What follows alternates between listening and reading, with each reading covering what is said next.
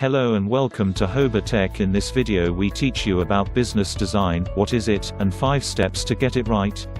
First, let's start with the basics. What is business design?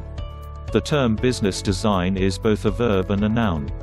As a verb, it refers to the process or approach used to design a business or structure a business.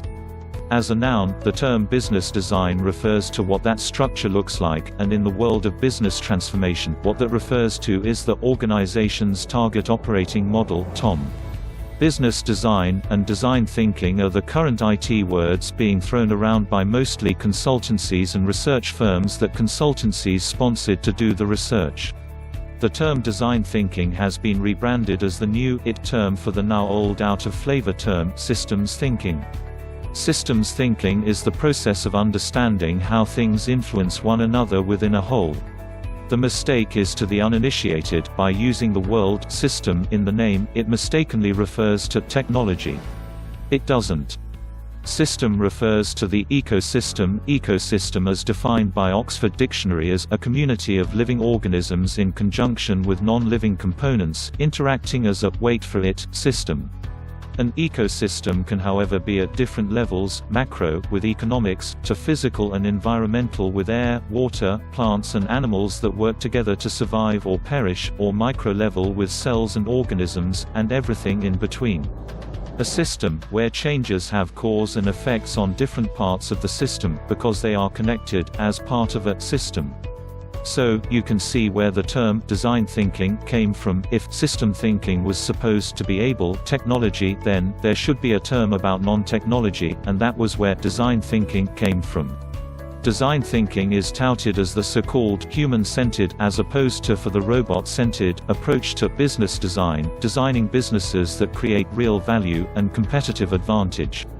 What they mean is business architecture. How is the business architected to allow the organization to design a structure of people, process and technology that enables the organization to create products and services people love and make a profit while doing it.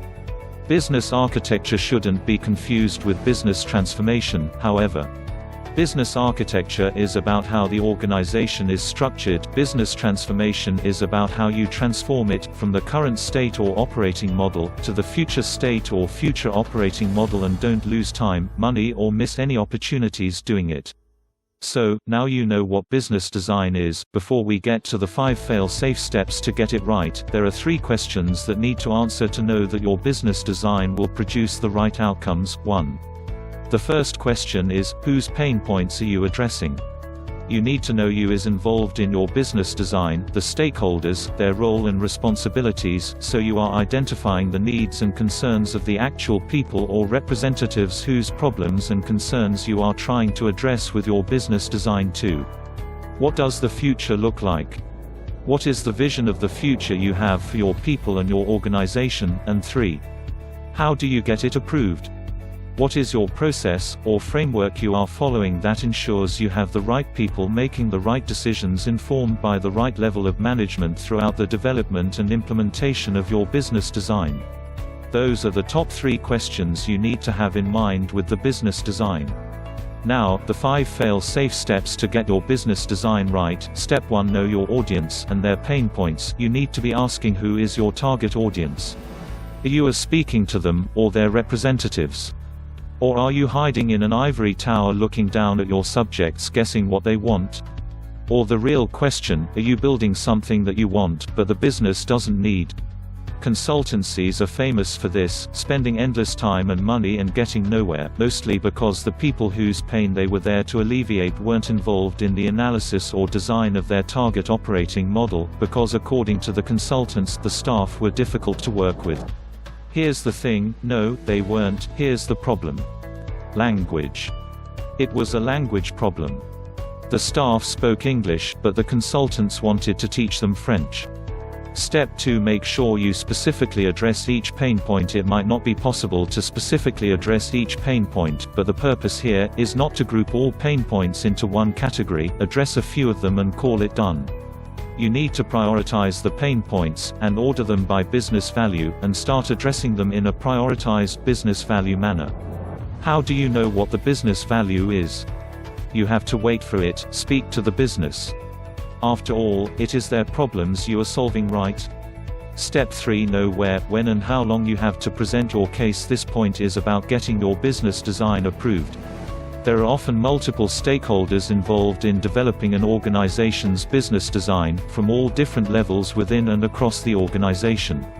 They are busy people, and often have a very short attention span, meaning in terms of your business design, you have a very limited time to present your case, so it needs to speak to their concerns and pain points.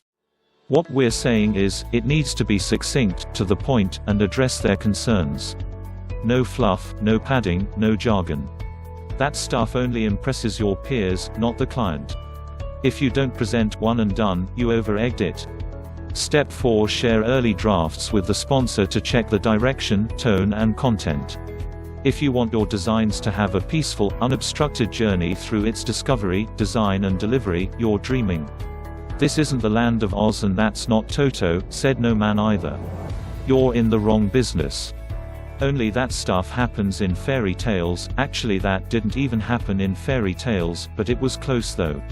All fairy tales aside, if you want your designs to be robust and fit for purpose, not only do you have to consult with the business stakeholders, who are the ultimate beneficiaries of your business design, to help with its smooth sailing. The best advice we can give you here is to reiterate the key words, statements, objectives and benefits from the project or program brief and business case that kicked off the need for the development of the TOM in the first place. This shows that you are basing your design off an already agreed decision, that in the most part, they themselves agreed upon themselves. Here's another tip: don't try impress them with your use and knowledge, and maybe mastery of another language, and try to teach them to be fluent, or basic French. First, they are very good English speakers, and second, if you want to impress them by your great use of simple, less emotive, pragmatic words that they understand, and most importantly, get results. Impress your peers by getting the board to sign off on your business design, the first time, one and done. Step 5. And finally, get right down to implementation. Business architects are often criticized for not providing an appropriate route to implementation after all the hard work has been done. That's why they are called business architects. What you want is a business transformator, one that has moved past just design, and includes oversight of implementation, stakeholder management, coordination and negotiation, who is part strategist, part designer, part collaborator and part negotiator. Why you want a business transformator or want to be a business transformator is simple: the old model of coming up with a business design and lobbing it over the fence to the business, and hoping they can implement it as it is designed, without providing a viable route to implementation, is not only not doing the job, it's borderline criminal. To be explicitly clear, that also includes not creating a finger in the air or done on the back of fag packet implementation plan. If you liked this video, don't forget to give it a thumbs up, and if you are in a good mood, leave a rating and review to show your support, and let us know in the comments below what you would like to see next. Before you go, don't forget to sign up and get your free gift, the 6 Steps to Business Transformation Success ebook, covering the 6-step Agile Business Transformation Framework trusted by the UK government, FTSE 100 and fast-growing companies to set up and turn around their transformations, and join the top 30% of organizations that make business transformation a success, first time, on time, and not join the 70% that fail.